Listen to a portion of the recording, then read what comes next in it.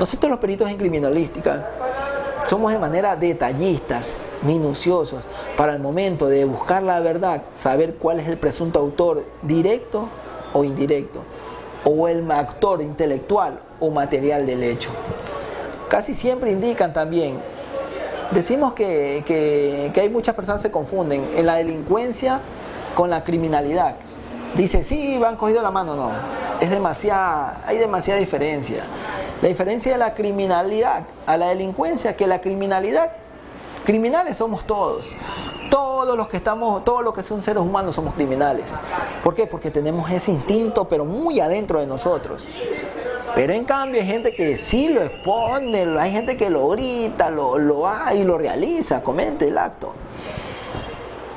Criminales podemos ser cualquiera de nosotros, pero en cambio delincuentes no. El delincuente es el que ya está tipificado, el que comete una conducta antijurídica, el cual él lesiona un bien protegido, que es la vida. Ese es un delincuente. El delincuente es el que ya su conducta ya está tipificada en una norma, en el que indica, un ejemplo, si usted mata, será sancionado con este artículo. Si usted viola, usted será sancionado con este artículo. O sea, su conducta ya está tipificada. Pero en cambio el criminal no.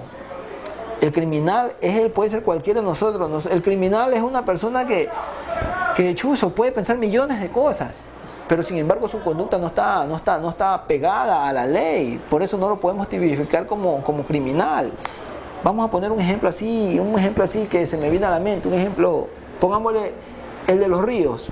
Una señora que la sacaron de la tumba, la cogieron y la violaron. En nuestra norma vigente, en la actualidad, no se encuentra tipificado la necrofilia. Quien coja y viola a una persona fallecida será sancionado de tantos años. No existe. Y ahí estamos nosotros frente a un criminal, porque él es una persona que su norma no es tipificada. Y aquí agradeciendo a la empresa Corbis Celoval S.A., gracias a mis amigos por la invitación, por haberme dicho que si podía exponer este tema, que es muy extenso, interesante, tanto para los abogados, criminólogos y los mismos agentes que se encuentran, que son los primeros respondedores en escena. Vamos a hacernos unas preguntas y respuestas aquí para tener conocimiento y de manera puntual identificar el hecho. Un ejemplo, la criminalística. ¿Qué es la criminalística? Estudia indicios y evidencias, nada más, eso es todo, para tener ese enfoque. La criminalística estudia indicios y evidencias. Los indicios sabemos que son las huellas, las manchas, que tienen que ser sometidas de manera directa al laboratorio para que mediante el médico forense él determine y lo eleve a evidencia. Jamás a prueba, solamente será prueba cuando esté frente al juez y él lo calificará. De lo contrario es una evidencia, nada más. Y decimos también de la criminología, que la criminología estudia netamente al delincuente. Claro que estudia la víctima, el crimen y el delincuente, pero más se enfoca al delincuente. ¿Cuál es el objeto de la criminalística? Pongámosle como pregunta. El objeto de la criminalística es descubrir la verdad del presunto autor material e intelectual. Y el objeto de la criminología es a esa persona o a ese delincuente cuál fue la causa que motivó a la respectiva o dicha actuación que él tuvo, o qué sé yo, su conducta antijurídica hacia la sociedad. También decimos que como la criminalística y la criminología se practican, sí, tienen algunas prácticas. Se practica de manera fotográfica, lo que es criminalística de manera fotográfica, planimétrica, forense, medicina legal, etc. Lo mismo tiene que ver lo que es la criminología. La criminología es netamente el estudio de la sociedad. Se enfrasca en la sociedad y la conducta de cada uno de los delincuentes para que conlleven a su responsabilidad ante la sociedad.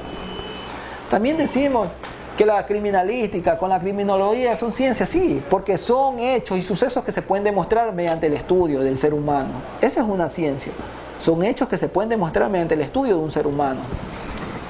Multidisciplinaria, decimos que la criminalística porque tiene varias ciencias, que es una rama, una gama. La criminalística es una gama que tiene lo que ver con medicina legal, tiene que ver lo que es la dactiloscopía, desde mucho tiempo atrás la dactiloscopía es una ciencia que sabe cuál o los cuales los presuntos autores o responsables del hecho.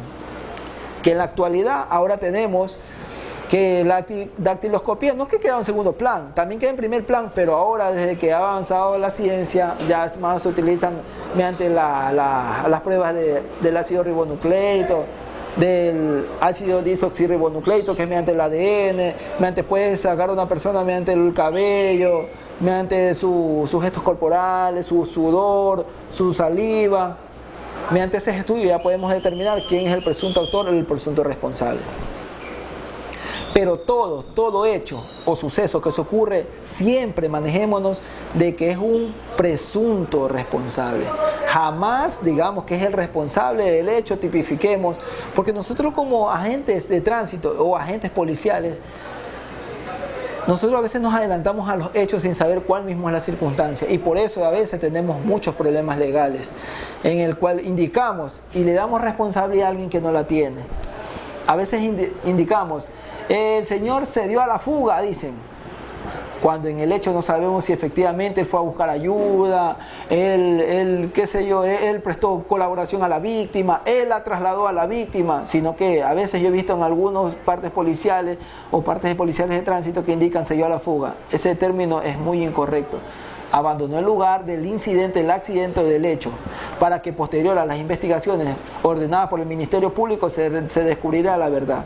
Que esa es la función específica del Ministerio Público y ordenada por la Fiscalía, descubrir el hecho y buscar a los posibles autores, siempre y cuando con los elementos de convicción necesarias, porque si en caso no encontrar al Ministerio Público elementos de convicción necesarias, a esa persona tiene que automáticamente dejarla libre o ya no imputarle ningún delito, no podemos buscarle. Si nosotros el señor lo cogen y a él lo dejan por algo metido le buscan la responsabilidad por robo, solamente enfrasquémonos en el robo. Pero ¿por qué hay personas que dicen no? Y además tiene hace 2, 3 años una violación, hace 5 años él fue accidente, hace 6, no. Solamente tenemos que ver por el hecho punible que en ese momento se lo detiene. Si el agente policial lo aprende o el agente de tránsito lo aprende, tiene que ser por ese hecho el que estamos ventilando en ese momento. No tenemos que buscarle que mañana, que pasado. No tenemos que buscar esa situación, tenemos que ser más puntual. Y más que todo, tenemos que ser más responsables. Porque la Fiscalía es objetiva. Él tiene que buscar las evidencias de cargo. Pero si en caso no encontrar, también tiene que buscar pruebas o evidencias de descargo, pues, para que esa persona, lamentablemente, si está de manera injusta, privada de la libertad, tiene que sacarla libre, tiene que darle la oportunidad, porque la ley lo establece, la Constitución lo establece, que en caso de duda, se da la favorabilidad al reo o a la persona procesada. Digamos que de manera imaginaria hay un hecho o un caso de que presumimos que esa persona es la responsable, pero lamentablemente el Código Orgánico Integral Penal, la Constitución de la República del Ecuador y la Convención de los Derechos Humanos establece de que la presunción es una duda. Tenemos que decir, ¿es o no es?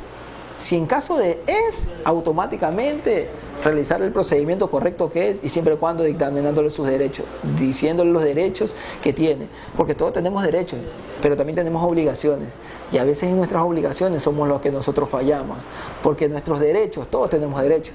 Yo he escuchado que todo el mundo dice, no, que yo tengo derecho a esto, tengo derecho a esto, tengo derecho a este otro, tengo derecho a esto, pero también tenemos obligaciones a cumplir, obligaciones a deber, obligaciones a remitir, obligaciones a hacer. Tenemos también obligaciones, que la cual la mayoría de personas pedimos derechos, pero no pedimos las obligaciones.